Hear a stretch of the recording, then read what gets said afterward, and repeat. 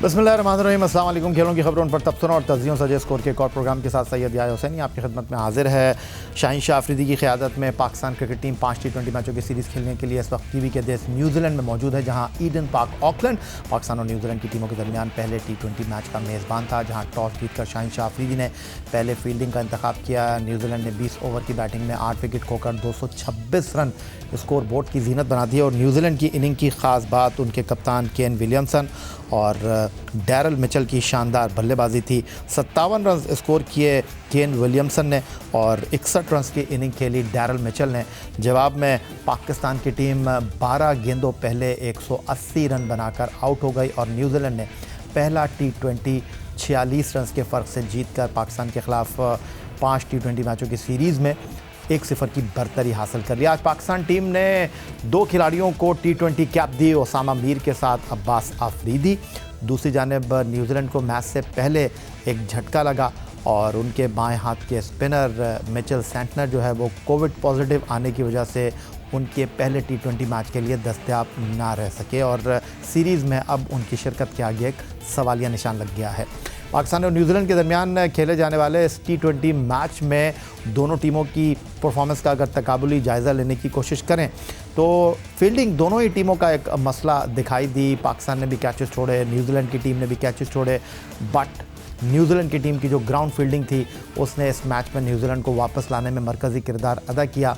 और जिस तरह आज अपनी ही गेंद पर ईश सूडी ने कॉटन बोल्ड किया और मैट हेनरी ने जारहाना अंदाज से बैटिंग करने वाले सायम अयूब को अपने फॉलोअर थ्रो में रन आउट किया, ये न्यूजीलैंड की फील्डिंग में वो मुस्बत पॉइंट थे जिसने इस मैच में टीम पाकिस्तान को शिकस्त के गड्ढे में गिराने में अहम किरदार अदा किया। पाकिस्तान टीम के लिए अच्छी बात यह थी कि साबिक कप्तान बाबर आजम, जिनको आज नंबर 3 पर बल्लेबाजी के लिए आना पड़ा क्योंकि इनिंग का आगाज़ सायम अयूब के साथ विकेट कीपर नायब कप्तान मोहम्मद रिजवान कर रहे थे, लेकिन बाबर आजम ने ज़िम्मेदाराना इनिंग खेली। पाकिस्तान की इनिंग के वो टॉप स्कोरर रहे और बाबर आजम पाकिस्तान की इनिंग में सबसे ज़्यादा रन बनाने वाले बैट्समैन रहे। उन्होंने 57 रन स्कोर किए, 35 गेंदों पर 6 चौकों और 2 छक्कों के साथ 162.85 उनका स्ट्राइक रेट रहा। पाकिस्तान की टीम न्यूजीलैंड में मौजूद है और न्यूजीलैंड के ख़िलाफ़ पाकिस्तान की टीम को मज़ीद 4 T20 मैच खेलने हैं और अब इस सीरीज़ में न्यूजीलैंड की टीम 1-0 की बढ़तरी पहले मैच में कामयाबी के साथ हासिल करने में कामयाब हो गई है।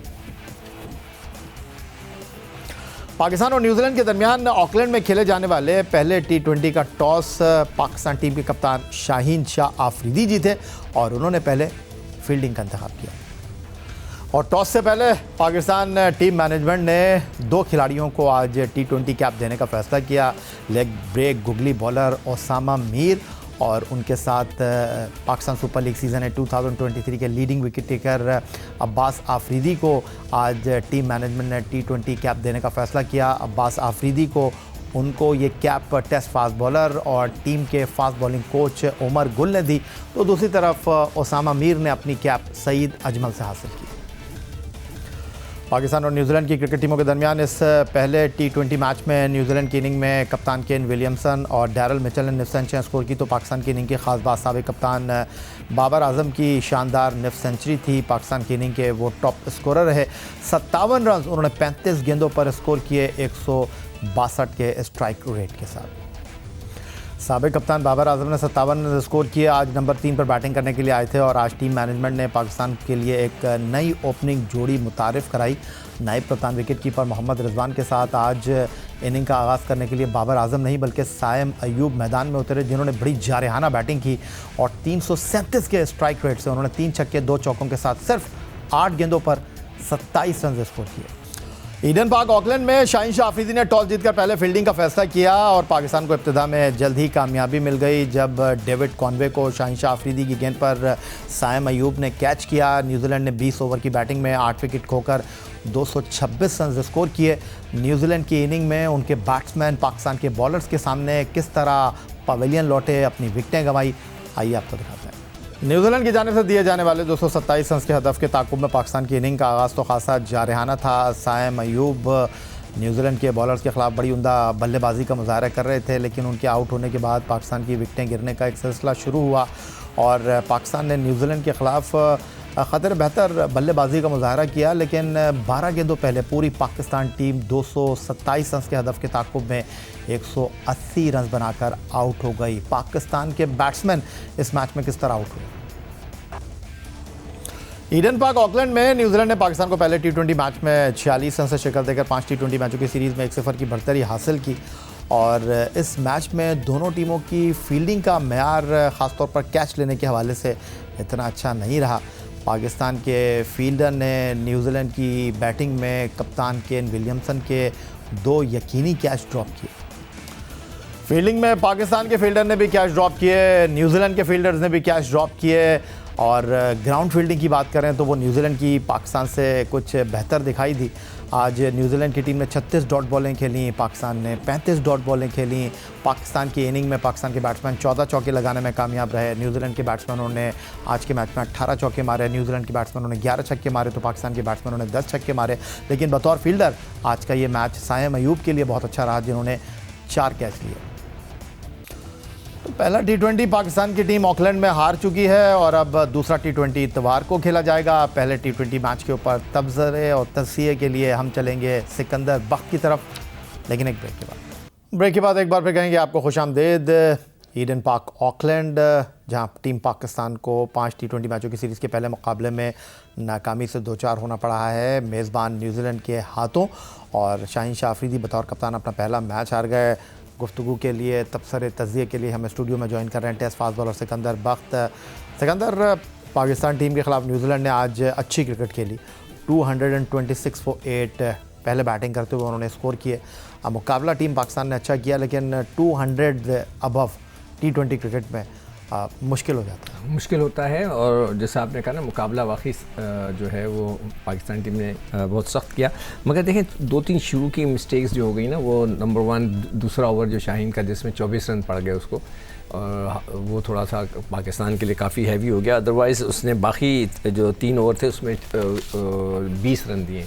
तो शुरू का वो एक ओवर पता नहीं उसके सारी बल्ले पर आ गई गेंद, तो एलन के तो काफ़ी महंगा पड़ गया। एक नंबर 1 वो मिस्टेक शुरू में हो गई, और दूसरी मिस्टेक जो है कि वो जो बॉलिंग की डिस्ट्रीब्यूशन थी वो मेरे हिसाब से शाहीन इतनी अच्छी नहीं कर सके। वो ही मिस्टेक की है जो कि बाबर आजम करते रहे, यानी कि वो भूल गए थे कि इफ्तिखार भी है। जब मार पड़ी रही थी उसामा को, जब मार पड़ी रही थी आमिर जमाल को, तो ज़रूरी नहीं था उनसे 4-4 ओवर कराते, बीच में ले आते तो शायद, हम हमेशा अब तो शायद कहीं हो सकता उसको भी मार पड़ती, मगर एक ऑप्शन तो होता, हम कहते यार उसको भी ट्राई कर लिया। तो ये 2-4 शुरू की जो मिस्टेक्स थी, ड्रॉप कैचेस, ग्राउंड फील्डिंग, तो उसने मिलाकर, मगर बुरा नहीं खेले।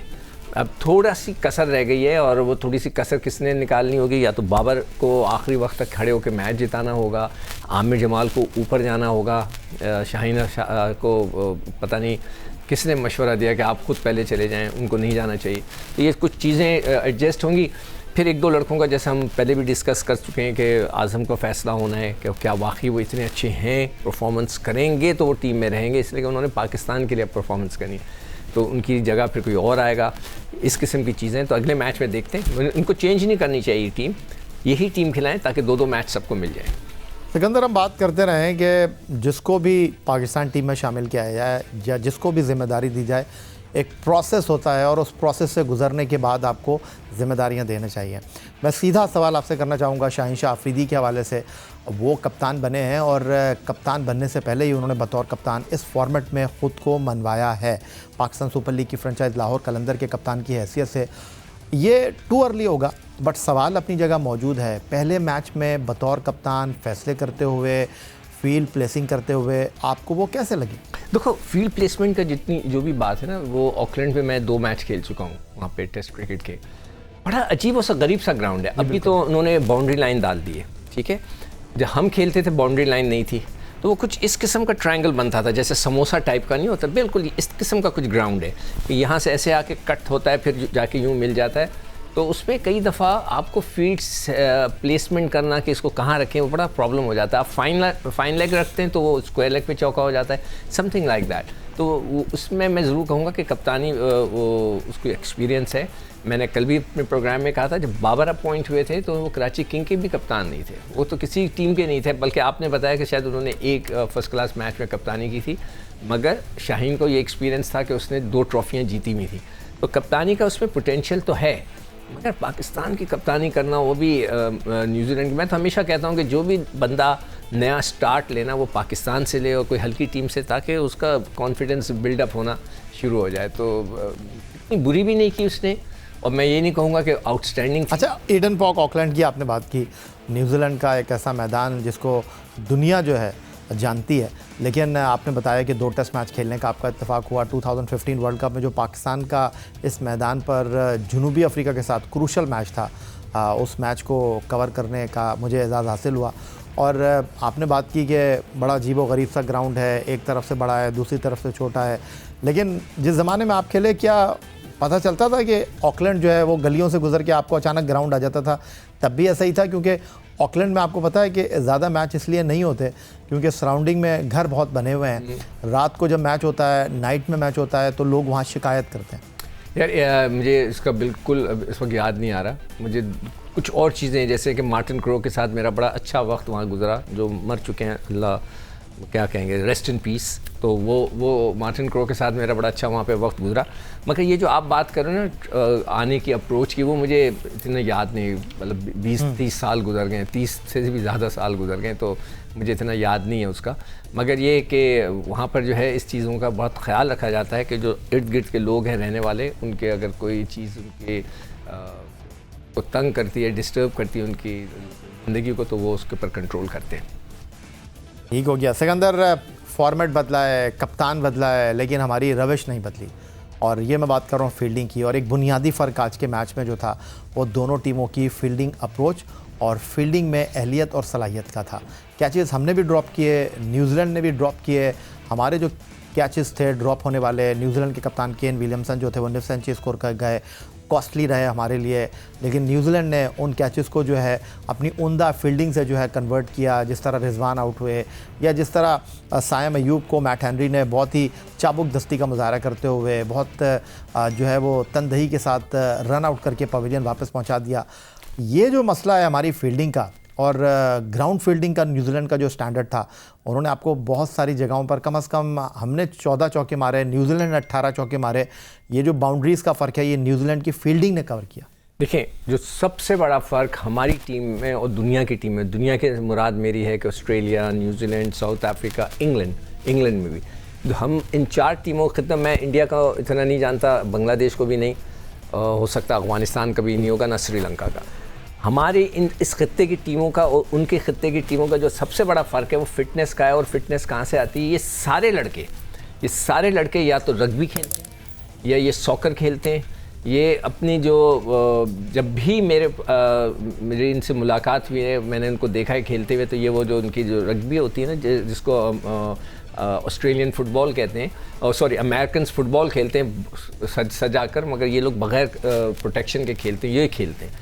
जब आप दूसरा स्पोर्ट खेलते हैं तो फिर आपकी फ़िटनेस का लेवल बहुत बढ़ जाता है। स्लाइड मारना, गिरना, ये चीज़ें बड़ी ज़बरदस्त हो जाती हैं। हमारे लड़का कोई ना हॉकी खेलता है, ना कोई फ़ुटबॉल खेलता है रेगुलर बेसिस पे, मतलब ये नहीं कि ग्राउंड में आके वार्म अप के लिए फ़ुटबॉल खेल रहे, ग्राउंड्स में जाकर खेलें, तो शायद उनका फ़िटनेस का लेवल भी बढ़ जाए। तो हमारे लड़के अगर एक खेल में आ जाते हैं तो उसी में फंस के रह जाते हैं। उनका वो जो एक बहुत बड़ा प्लेयर था अपना साउथ अफ्रीका का, क्या नाम था बैट्समैन का, जो उसने बहुत रन्स किए, फिर हमारी तरफ से भी आकर खेला था, राइले रोसो? नहीं, उसका बहुत पहले रिटायर हो गया अब। तो वो लड़का जो था हॉकी भी खेलता था, वो रग्बी भी खेलता था। Jonty road? नहीं, जॉन्टी रोड्स नहीं, एक और बैट्समैन था प्योर, तो मुझे एबी डिविलियर्स। तो वो हर चीज़ खेला करता था। मैं 79 में जब हम पर्थ में टेस्ट मैच खेल रहे थे, तो हमारा ऑस्ट्रेलिया का जो टर्फ मैन था वो रिक चार्ल्सवर्थ था, जिन्होंने हॉकी कवर की है। वो देखा होगा कि वो ऑस्ट्रेलियन हॉकी टीम का कैप्टन था, but he was the 12th man. तो मैं खुद जाके उससे मिला था, बड़ी मुझे खुशी हुई थी, इसलिए कि मैं हॉकी को बहुत फॉलो करता था। तो he was the 12th man. तो वो लोग 2 गेम्स खेलते हैं, क्रिकेट के साथ भी दूसरा खेलते हैं, जिसके वजह से उनका फिटनेस लेवल, और एक और जो बड़ी चीज़ है वो जो ग्राउंड्स हैं उनके यहाँ, सारी दुनिया उनके जो ग्राउंड्स हैं उनके ग्रासी हैं।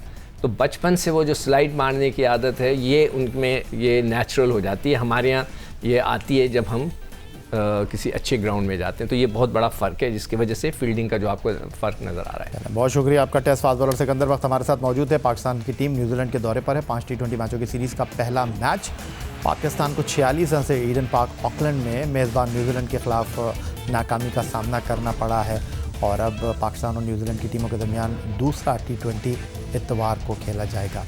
यही आज का हमारा प्रोग्राम था। ट्विटर पर आप हमें फॉलो कर सकते हैं, हमें ईमेल कर सकते हैं, अपनी राय से आगाह कर सकते हैं score@jio.tv पर। इस दुआ, इस उम्मीद, इस तवक्को के साथ कि पाकिस्तान में खेल और खिलाड़ी तरक्की करते रहें। सैयद याहिया हुसैनी को स्कोर की पूरी टीम के साथ अगले प्रोग्राम तक के लिए इजाज़त दीजिए। अल्लाह हाफ़िज़।